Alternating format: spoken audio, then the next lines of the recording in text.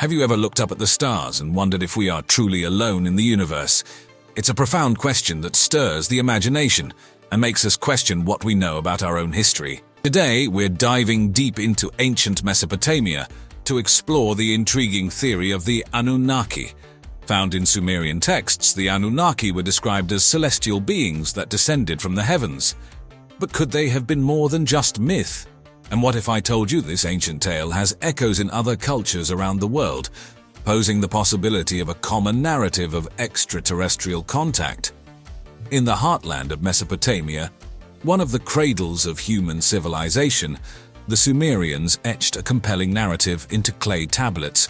They spoke of beings known as the Anunnaki, divine entities who descended from the heavens. These celestial figures were not mere flights of fantasy but were perceived as genuine influences in the Sumerian society. In the Sumerian cosmology, the Anunnaki were believed to be the offspring of An, the sky god, and Ki, the earth goddess. And among these divine figures, some, like Enki, Enlil, and Inanna, held significant roles in Sumerian myths and epics. They were seen as divine mediators, connecting the celestial realm with the earthly domain and playing a part in the creation and early development of humanity. The Sumerian texts describe Eridu as the first city established by the Anunnaki on Earth. Interestingly, Eridu is considered one of the oldest cities in the world, and it's in this ancient city that the concept of urbanization, written language, and state rule first began to emerge. The Anunnaki were often associated with bestowing wisdom and knowledge upon humanity. They're said to have taught humans the arts of civilization, like law, agriculture, architecture, and writing, catalyzing the societal shift from hunter-gatherers to settled agricultural communities. Now the crux of the issue remains. Are these accounts of the Anunnaki mythological constructs created to provide explanations for natural phenomena or historical events? Or could they be interpreted as early human interactions with beings from another world, documented through the only means available at that time, myths and legends? The ripples of the Anunnaki influence, it seems, extend well beyond the boundaries of Sumer.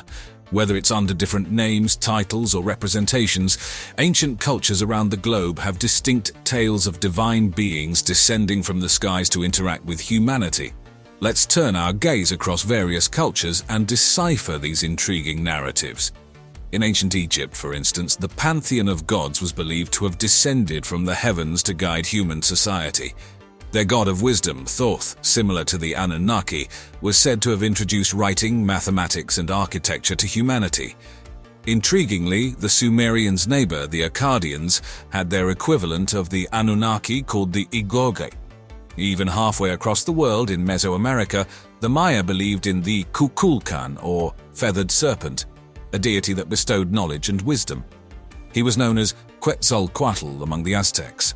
Meanwhile, the ancient Indian texts, the Vedas, tell of the Devas, divine beings who interacted with humans and even interbred with them, a narrative strikingly similar to the Anunnaki's role in Sumerian texts. In Greek mythology, the gods resided atop Mount Olympus but frequently descended to Earth to interact and sometimes mate with humans, leading to the birth of demigods and heroes. Again, this resonates with the Sumerian account of the Anunnaki breeding with humans to create demigods. These parallels in disparate cultures across various geographical boundaries pose a bewildering question. Are these uncanny resemblances mere coincidences, sprung from the shared human impulse to personify and deify natural phenomena and existential quandaries? Or do they point towards a common thread, an ancient global influence by sky beings weaving through the tapestry of human civilization? As we dig deeper, we tread along the precipice of the known and the unknown, venturing into realms that blur the boundaries between mythology, archaeology, and even, perhaps, extraterrestrial encounters. This tantalizing and universally resounding theme of celestial beings lending a hand in the development of human civilization is truly compelling. From the celestial dragons of Chinese lore, the Norse gods of Asgard, to the divine pantheon of the Roman Empire, stories of mighty beings from the stars are deeply entrenched in our collective consciousness.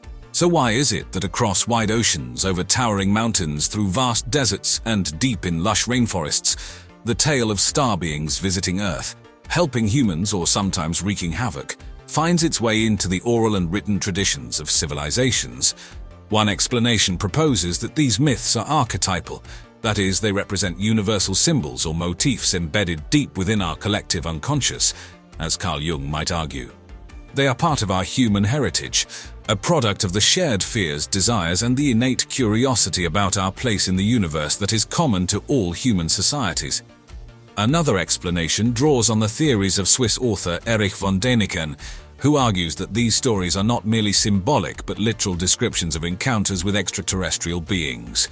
He contends that these celestial beings were, in fact, technologically advanced aliens who were mistaken for gods by our less advanced ancestors. Moreover, this global myth of celestial beings suggests a diffusion of cultural elements between ancient societies. This could mean that either these stories were so universally relevant that they spontaneously arose in each culture, or that ancient civilizations were much more globally connected than we give them credit for, sharing stories and myths across vast distances. Yet another perspective comes from the field of astroarchaeology, which suggests that these stories might represent early humans' attempts to understand and document astronomical phenomena. The celestial beings may be personifications of planets, stars, and celestial events like comets or meteor showers.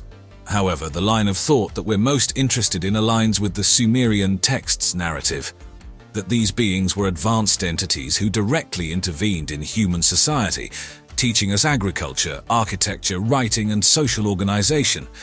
As we delve further into this topic, we'll encounter theories both intriguing and controversial. Each viewpoint offers a different lens to view these ancient narratives that have shaped our world and continue to puzzle and fascinate us to this day. The question is, which lens brings the truth into the sharpest focus? And are we prepared for what we might see? With such fascinating theories and tantalizing connections, one might be tempted to jump headfirst into believing these stories. However, as any good investigation goes, we need to approach this from a scientific perspective, scrutinizing the evidence, evaluating its validity, and understanding its context. Firstly, let's consider the Sumerian texts themselves. The clay tablets on which these stories were written were inscribed with cuneiform script, one of the earliest known forms of writing. Translating these is a complex task, often open to interpretation, so it's entirely possible that descriptions of the Anunnaki and their actions may not be entirely accurate. For instance, Zecharia Sitchin, a popular author known for his translations of these texts, proposed that the Anunnaki were extraterrestrials who came from a planet called Nibiru. Other scholars, however, have contested his interpretations, suggesting he read too literally into metaphors and symbolism in the text. In the realm of archaeology, physical evidence can also be ambiguous. While we find inexplicable feats of engineering in ancient structures and iconography that seems to depict otherworldly beings, these can also be explained by human innovation and the power of human imagination. Some proponents of the ancient astronaut theory point to technological achievements of ancient civilizations as evidence of extraterrestrial intervention. They argue that the construction of the pyramids of Giza or the Nazca lines in Peru would have required knowledge and technology beyond the capabilities of the people of the time. However, many archaeologists dispute this view, asserting that these feats are testament to human ingenuity rather than alien assistance. Turning to the global similarities in myths, these can be explained by the shared human experiences and archetypal narratives. While it's intriguing to think that similar stories of celestial beings across cultures point to a common historical event, it's also possible that these myths arose from shared human fears, desires, and attempts to understand the natural world. If we pause for a moment and put the skepticism aside, what could this Anunnaki influence really mean? Starting with the texts, the Sumerians described the Anunnaki as deities who descended from the heavens. They were seen as bringers of civilization, teaching humanity various aspects of culture like law, agriculture, architecture, and even the mysterious art of divination. If we consider this from an ancient astronaut perspective, this could be interpreted as these beings sharing advanced knowledge and technologies. This perspective gains even more weight when we consider how quickly civilization seemed to have sprung up in Mesopotamia, the cradle of civilization. The region saw an almost abrupt transformation from a hunter-gatherer society to one that built cities, developed agriculture, and invented writing. Could this sudden leap have been aided by extraterrestrial influence? Moving to the global scale, if the Anunnaki did influence other cultures, we might need to rethink the concept of independent innovation. Currently, historians believe that many cultures developed similar technologies and beliefs independently, a phenomenon called parallel evolution. But if the Anunnaki theory holds true, it suggests a more interconnected ancient world than we currently believe. To take an example, let's consider the pyramids. Pyramidal structures appear not only in Egypt, but also in cultures as far removed as the Mayans in Central America. If we were guided by extraterrestrials in our distant past, it certainly poses intriguing questions about our origins and our place in the universe. Are we truly alone, or have we been part of a galactic community since the dawn of civilization? And as always, thanks for watching. We have taken a journey through ancient texts, explored cultures from around the globe, and tried to decode the influence of the Anunnaki. While the theory of extraterrestrial intervention in our past remains a topic of speculation and debate, it prompts us to keep an open mind, to question the accepted narratives, and to continue our quest for knowledge. As we ponder the mysteries of our past, we may just find clues that could reshape our understanding of our place in the universe. But as we continue our search for answers, remember, it's not just about reaching the destination, but also about the thrill of the journey itself. Our world is filled with fascinating tales and myths that sometimes seem too remarkable to be true. But what if there was a grain of truth in them? What if we were actually put on Earth by a race of ancient extraterrestrial beings known as the Anunnaki? What if these beings were from a mysterious planet called Nibiru, also known as Planet X? And why did they need gold so badly? This journey we're embarking on today might seem like science fiction, but let's delve deep and find out. Welcome to Life's Biggest Questions. Now let's continue on, shall we? Let's dive into the intriguing lore of the Anunnaki and their home, Planet X, or as the ancient Sumerians called it, Nibiru. According to ancient texts, Nibiru was a planet in our solar system with a highly elliptical orbit, entering the inner solar system only once every 3,600 years. But why does this matter? Well, these timeframes align surprisingly well with various significant periods in Earth's history. The Anunnaki were supposedly a highly advanced civilization, possessing technology and knowledge far beyond what we believe was available at the time. Some theorists even suggest that they had the capability to traverse the vast distances of space, which is how they found their way to Earth. But what's even more fascinating is the reason behind their interstellar journey. The story goes that their planet's atmosphere was deteriorating and they needed a solution. Continuing our journey into the heart of the Anunnaki and Planet X story, we can't help but marvel at the extensive mythology surrounding their civilization. The Anunnaki were believed to be the gods or heavenly beings in Sumerian culture, standing at the apex of their cosmology. They were said to have descended from the sky, providing knowledge and guidance to the primitive human societies of the time. But as we unravel more about the Anunnaki, we find that they weren't just spiritual or divine entities. They were described as real, tangible beings with distinct personalities, desires, and conflicts. Their interactions with each other, as well as with humanity, were documented in numerous Sumerian texts. Their impact was profound, shaping the trajectory of human civilization in more ways than one. The tales depict them as beings who manipulated DNA, advanced architecture, mathematics, astronomy, and agriculture, implying a scientific knowledge base much broader than was available to humans at that time. But as intriguing as these stories are, they also raise many questions. Why would such an advanced civilization need help from primitive humans? Why Earth? And what does gold have to do with all of this? These questions might seem outlandish or fantastical, but when we delve deeper into the lore and the science behind these theories, we find a universe of possibilities that might just make us rethink our understanding of ancient civilizations and our place in the cosmos. Moving deeper into our exploration, we come across one of the most intriguing theories about the Anunnaki, their alleged role in the creation of humans. Now, according to various interpretations of ancient Sumerian texts, the Anunnaki did not just stumble upon humans on Earth. They played an active part in our creation. But why? As the story goes, the Anunnaki, living on a distant planet, Nibiru, with a long elliptical orbit around the Sun, were facing a crisis. Their planet's atmosphere was deteriorating and they needed a solution to save it. This is where gold comes into the picture. Gold particles were to be used in their atmosphere to repair the damage. However, mining for gold was labor-intensive and required a workforce. Unable to meet this demand with their population, the Anunnaki turned to Earth, rich in the gold they so desperately needed. But there was a problem. The work was hard, and there was no workforce readily available. So they decided to create one. Using their advanced knowledge in genetics, they allegedly manipulated the DNA of the existing hominids on Earth, gradually leading to the emergence of Homo sapiens, us. We were, as per this theory, originally designed as a race of workers created to mine gold for the Anunnaki. As outlandish as this theory may sound, proponents argue that it provides an alternative explanation for the sudden evolutionary leap that resulted in the appearance of modern humans, but it also opens up a whole new world of ethical and philosophical questions. What is the true nature of our existence? Are we more than just workers for extraterrestrial beings? If the Anunnaki created us, who created them?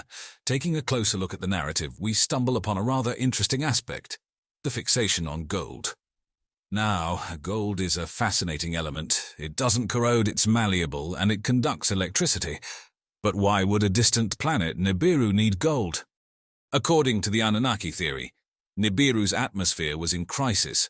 The planet's life-sustaining qualities were being compromised.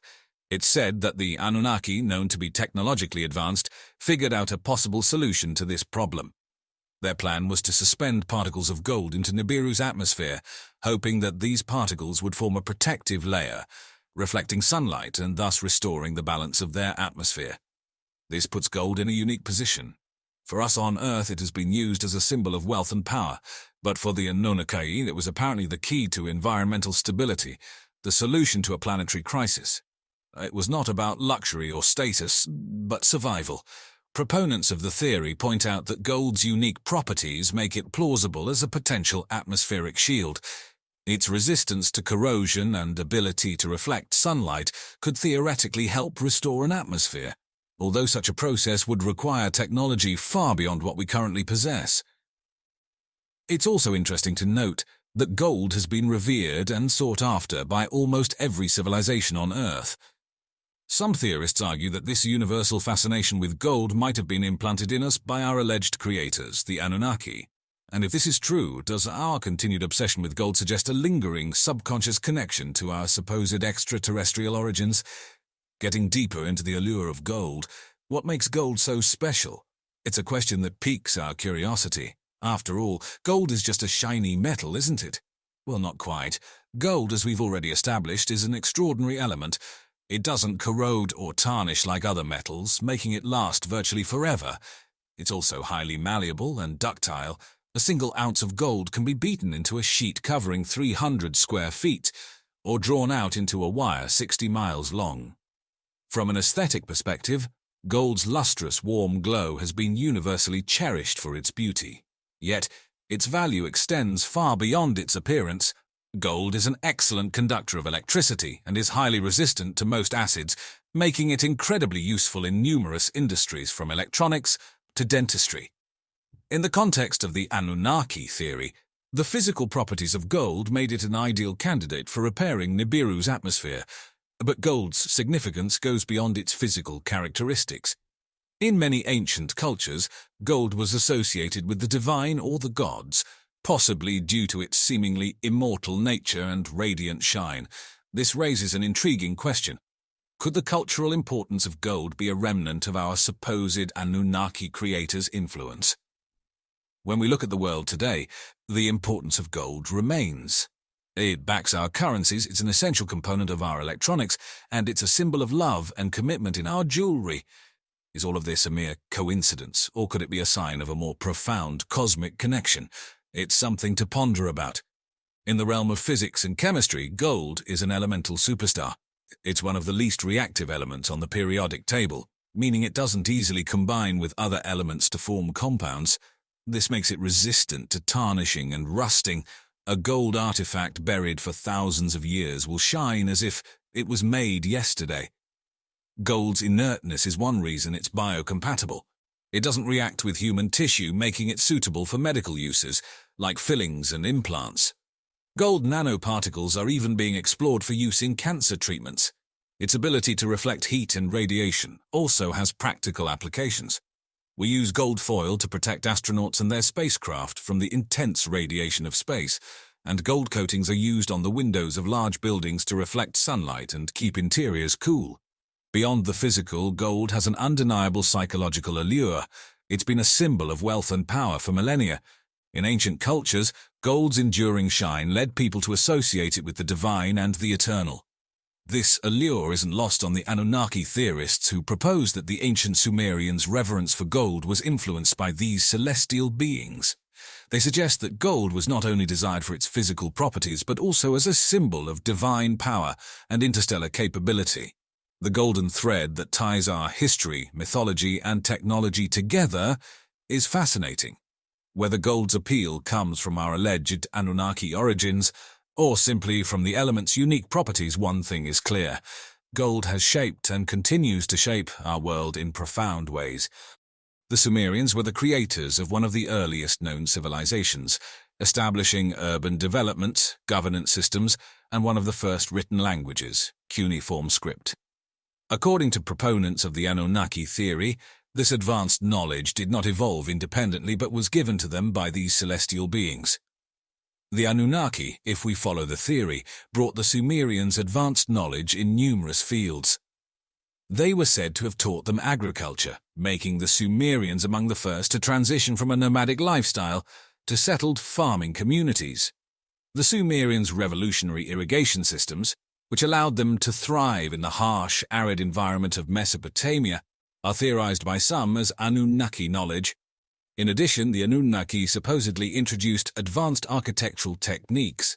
The ziggurats, towering stepped pyramids that dot the Mesopotamian landscape, are believed by some theorists to be evidence of this cosmic architectural education. The complexity and scale of these structures indeed suggest an advanced understanding of construction and engineering. Some theories even suggest that the Anunnaki imparted the early foundations of laws and justice, leading to the creation of the Code of Hammurabi, one of the oldest known legal codes. The complexity of this legal system, encompassing various aspects of daily life, is seen by some as a sign of Anunnaki influence. The Anunnaki are also thought to have shared advanced astronomical knowledge. The Sumerians were skilled astronomers, accurately charting celestial bodies and events. Their understanding of the cosmos was surprisingly advanced for the time, with some theorists suggesting that this knowledge was passed down from the Anunnaki. So there you have it. The story of the Anunnaki and Planet X is a captivating blend of ancient mythology, celestial mechanics, and the quest for gold. It's a tale that asks us to reconsider our place in the universe and the very history of humanity. While it's essential to approach such theories with skepticism, they certainly provide a thrilling perspective on our ancient past. And as always, thanks for watching.